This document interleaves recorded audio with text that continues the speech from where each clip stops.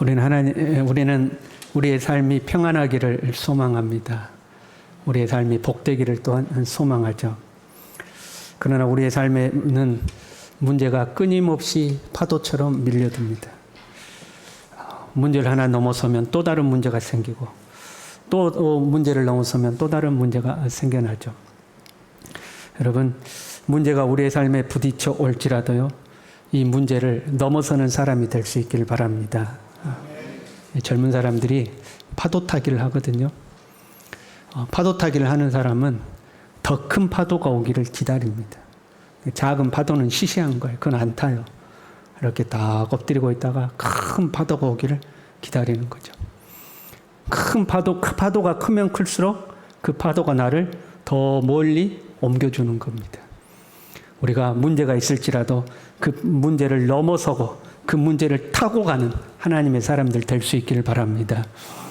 근데 그 파도 타다가 잘못 타서 빠지면 죽는 수도 있는 거예요. 문제에 빠져 죽을 거냐? 그 문제를 타고 더 멀리 갈 거냐 하는 거죠. 문제를 넘어서려면 문제의 원인을 찾아야 합니다. 원인 없는 결과는 없습니다. 가만 보면 대부분의 사람들은 결과를 붙들고 그 결과 때문에 갈등하고 다툽니다. 이제 어떡하냐 이제 이 문제 어떻게 해결해? 아우 힘들어 죽겠어. 그 문제의 결과 가지고 씨름하는 거죠.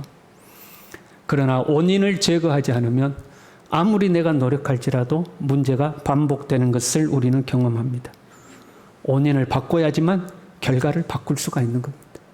원인을 바꾸지 않으면 결과는 계속 반복되는 겁니다. 우리가 어떤 문제에 대해서 깊이 생각해서 그 원인을 쉽게 찾을 수 있는 것들이 있습니다. 그런데 원인을 찾았어도 내가 바꾸지 않으면 또 바뀌지 않습니다. 우리의 자녀가 시험을 봤는데 점수가 안 좋게 나왔어요. 원인이 어디에 있어요? 공부를 안 한 거죠. 그렇잖아요. 두말할 것도 없어요. 그러면 안 좋은 점수를 받은 자녀가 내가 공부를 해야겠구나. 공부를 안 하면 점수가 안 나오는구나 깨닫고 공부를 해야 합니다. 그런데 원인을 알았음에도 불구하고 공부를 안 하죠. 그 사람들은 절대 결과가 바뀌지가 않습니다. 그렇게 원인을 알 수 있는 것도 있지만 원인이 무엇인지 모르는 것도 있습니다. 무엇 때문에 내 삶에 이런 일이 생겼는지 이유를 모르는 것들도 존재합니다. 오늘 본문의 배경은 이렇습니다. 가나안에 이제 입성한 이스라엘 백성들이 첫 번째로 여리고 전투를 치렀고 두 번째 전투가 아이성 전투였습니다. 이 아이성 전투를 쉽게 생각했습니다. 왜냐하면 여리고에서 승리했거든요. 여리고는 이 가나안에 있는 성 중에서도 가장 튼튼하고 가장 큰 성이었습니다. 초롱성이라고 불리우던 이 여리고에서 승리를 거두었습니다. 그 여리고에 비하면 이 아이성은 작고 연약한 성이었습니다. 이스라엘 백성들이 여리고에서 승리할 수 있었던 이유는 하나님이 역사하셨기 때문입니다. 말도 안 되는 방법으로 승리했습니다. 그렇잖아요. 성을 7바퀴 돌고 마지막 날은 하루에 한 바퀴씩 7일 동안 돌고 마지막은 7바퀴 돌고 와 소리 지르니까 성이 무너졌습니다. 하나님의 말씀에 순종했더니 기적이 나타난 겁니다. 그런 기적과 능력을 경험했기 때문에 저 작은 아이성 쉽게 생각했습니다. 그런데 이 아이성에서 패전하고 36명이 전사했습니다. 왜 이런 일이 일어났을까? 우리가 간단하게 생각해 보면 너무 쉽게 생각하고 방심했습니다. 여리고를 이겼으니 아이성 정도는 쉽게 이길 수 있을 거라고 생각합니다. 일종의 교만입니다. 교만은 영적 긴장감을 풀어버립니다. 여러분, 사람이요, 긴장할 때는 문제가 거의 생기지 않습니다. 운전을 하면 초보 운전 때는 거의 사고가 나지 않는다고 그러죠. 운전대를 잡으면 바짝 긴장해서 가거든요. 어쩔 때 보면요, 우리 동네에서 나가는데 시속 20km 가시는 분이 있어. 막 환장하겠어. 여러분, 시속 20km. 나는 바쁜데. 그런데 막 초보 운전은요, 바짝 긴장해가지고 속도도 안 내고요. 그냥 저 앞에 이 정지선인데 저 멀리서부터 브레이크 잡아버리고 막 절대 사고가 안 나죠. 어느 때 사고가 납니까? 운전에 조금 자신이 붙었을 때. 이제 나는 운전이 좀 할만하다 싶을 때 자신감 있게 운전하다가 사고가 나는 거죠. 우리의 삶이 형통하고요, 평안하면 우리가 자신감이 붙습니다. 그러면 영적 긴장감이 풀어지죠. 그때 문제가 생깁니다. 사실 이런 원인은 누구나가 조금만 생각해 보면 알 수 있습니다. 야, 교통사고 났어. 왜 사고 났는데? 야, 요즘 너 운전 좀 한다고 자신 있더니 방심했구만. 긴장을 푸니까 사고 나지. 이것은 누구나 다 분석할 수 있고 알 수 있습니다. 그러나 그것보다도 더 근본적인 원인이 있습니다. 여리고는 가나안의 첫 성이었습니다. 그래서 하나님은 여리고를 첫 열매로 하나님께 바치라고 하셨습니다.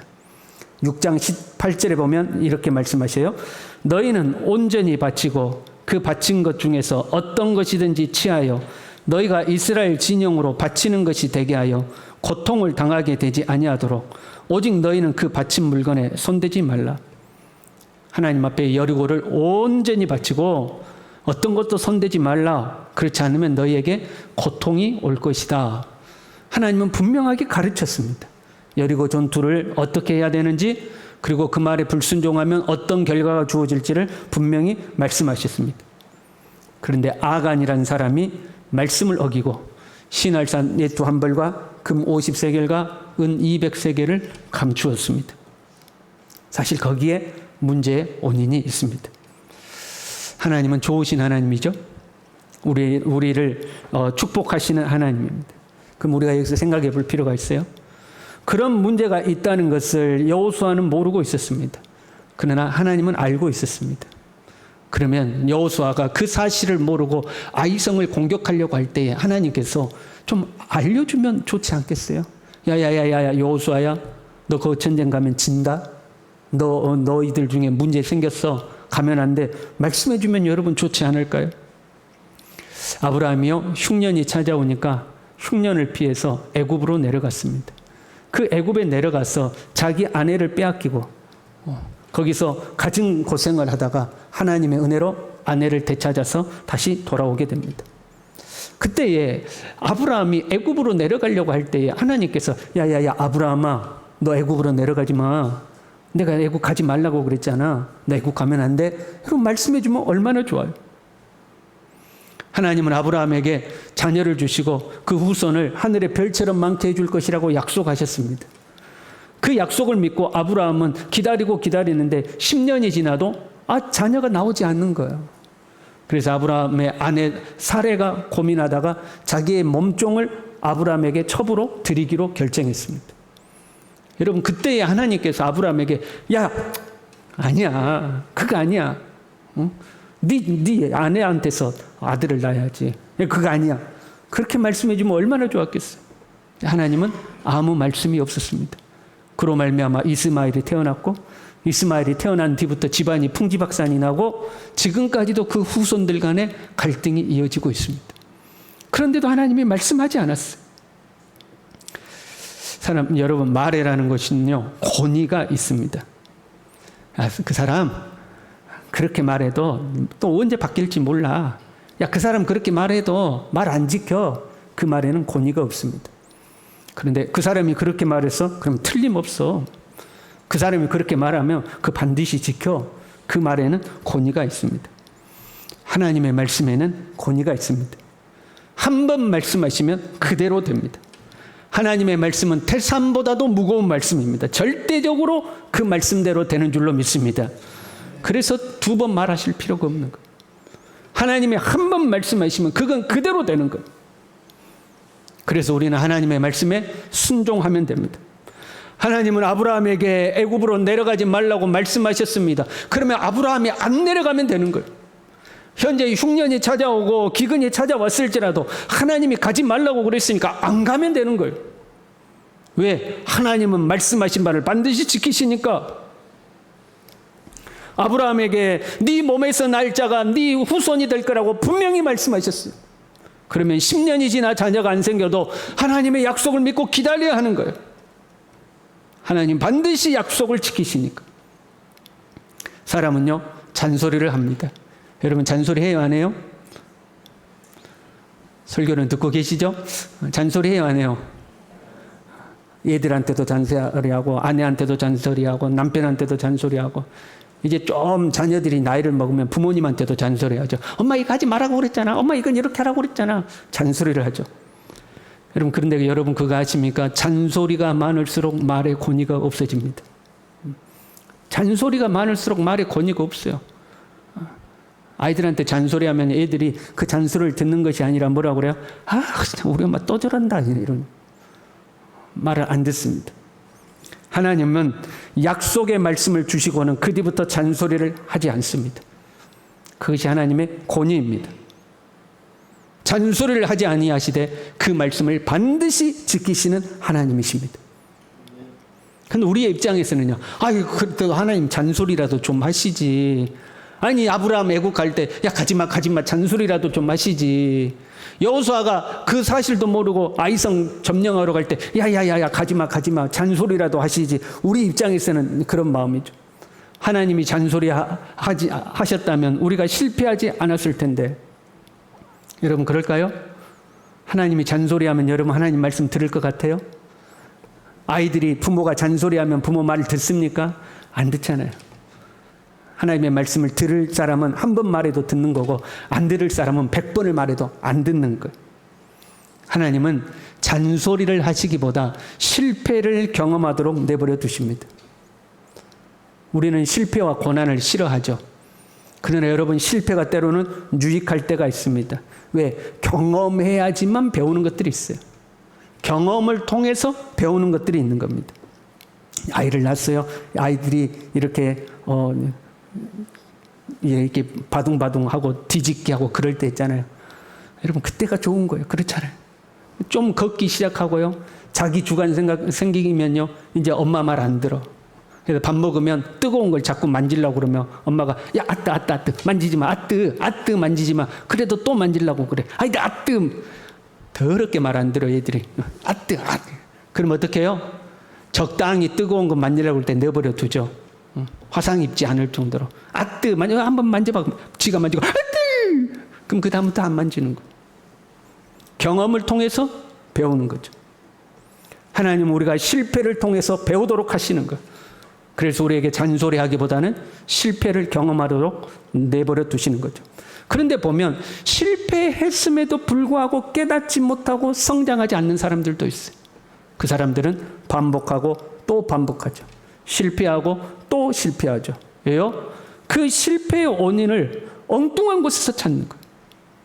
많은 사람들이 실패의 원인을 다른 사람에게 탓습니다. 너 때문이라고 그러는 거예요. 너 때문이야. 엄마 때문이야. 아빠 때문이야. 당신 때문이야. 너 때문이야. 다른 사람에게서 원인을 찾죠. 여러분 남을 탓해서는 절대 문제가 해결되지 않습니다. 그 어떤 문제도 탓을 해가지고는 해결되지 않는 거예요. 목사는 성도 탓, 성도는 목사 탓. 그래가지고는 절대 문제가 해결되지 않습니다. 아이성에서 패전한 이스라엘도요. 이렇게 생각했을 수도 있지 않겠어요? 정탐꾼이 정탐을 잘못했다. 아니 정탐을 똑바로 했어야 되지 않겠어. 정탐꾼이 가서 전력 분석을 똑바로 하고 어떻게 공격해야 될지 똑바로 분석을 해야지. 정탐을 잘못해서 우리가 실패했다. 그럴 수도 있겠죠. 지휘관을 탓했을 수도 있을 겁니다. 아니 공격을 그렇게 무식하게 막 들이대면 어떡하냐고. 전략을 짜고 작전을 짜가지고 이렇게 가야지. 그렇게 무식하게 가니까 망하는 거 아니냐고 지휘관들을 원망할 수도 있었을 겁니다. 그리고 머리를 맞대고 새로운 전략을 세웠을 수도 있겠죠. 야 이번에 우리가 너무 적게 출병했어. 3,000명이 아니라 우리가 대규모 군사를 출병시켜야겠다. 60만 군사 아니냐. 우리가 60만이 가서 성을 둘러싸가지고 성을 뿌리째 뽑아가지고 저걸 뒤집어 엎어버리자. 여러분 그런 생각을 했을 수도 있겠죠. 그런데 만약에 이스라엘이 60만 대군이 총 공격을 하면 이겼을까요? 7장 13절에 이렇게 말씀하시죠. 너희가 그 온전히 바친 물건을 너희 가운데서 제거하기까지는 네 원수들 앞에 능히 맞서지 못하리라. 60만 아니라 600만이 가도 안 된다는 거예요. 왜? 실패의 원인이 다른 데 있었기 때문에 그렇습니다. 요즘 참 비가 많이 오죠. 올해 비가 정말 많이 오는 것 같아요. 이렇게 날씨가 좋다가도 또 갑자기 비가 쏟아지고 그래요. 저희 어렸을 때요. 기억에 의하면 비가 막 폭우가 쏟아지면요. 부끄러운 일들이지만 각 가정에서 오물을 막 버렸어요. 여기는 안 그랬습니까? 우리 용수동은 안 그랬습니까? 그랬어요? 옛날에는 거의 다 그랬어요. 심지어는 화장실에 옛날에 푸세식 있잖아요. 푸세식. 푸세식에 있는 그 오물들을 비 오면 막 퍼가지고 냇가에 막 버렸어요. 그럼 그게 탁 가는 거예요. 그래도 다 잘 살았어요. 그래도 다 잘 살았어요. 그 물에 또 손 씻고 또 빨래하고 막 그러면서 살았어요. 그래도 다 잘 살았죠. 보세요. 막 비가 오니까 윗집에서 오물을 막 던져가지고 막 오물이 우리 집으로 쓸려 내려와. 아니, 제가 이런 이야기 하니까 우리나라만 그런 거 아니에요, 여러분. 중세 유럽도 보면요. 여러분, 지금처럼 하수관이 어디 있어요? 2층 집인데 하수관이 없어. 그러면 2층에서 화장실 일 보고 그거 어떻게 해요? 다 창문 밖으로 버렸습니다. 그 우리만 그런 거 아니에요, 여러분이? 옛날에는 다 그랬어요. 다 그랬어. 그래가지고 그 오물이 우리 집으로 막 흘러 들어와요. 그러면 그 마당 열심히 치우면 돼요, 안 돼요? 아무 소용이 없어요. 왜요? 2층에서 오물을 계속 버리는데요. 이 집에서. 그 원인을 제거하지 않고 내 마당만 깨끗이 청소하고 또 청소해봐야 아무 소용이 없는 거예요. 이스라엘이 패배한 것은요, 정탐이 잘못된 것도, 지휘가 잘못된 것도, 병력이 부족한 것도 아니었어요. 하나님의 말씀에 불순종했기 때문이에요. 그 원인을 제거하지 않은 채 다른 방법 아무리 동원해도 너희는 절대 이기지 못한다는 거예요. 하나님은 여리고를 첫 열매로 모든 것을 하나님께 바치라고 하셨어요. 바치지 않고 소유하게 되면 너희가 고통을 받을 거라고 경고하셨어요. 1절에 이렇게 돼 있어요.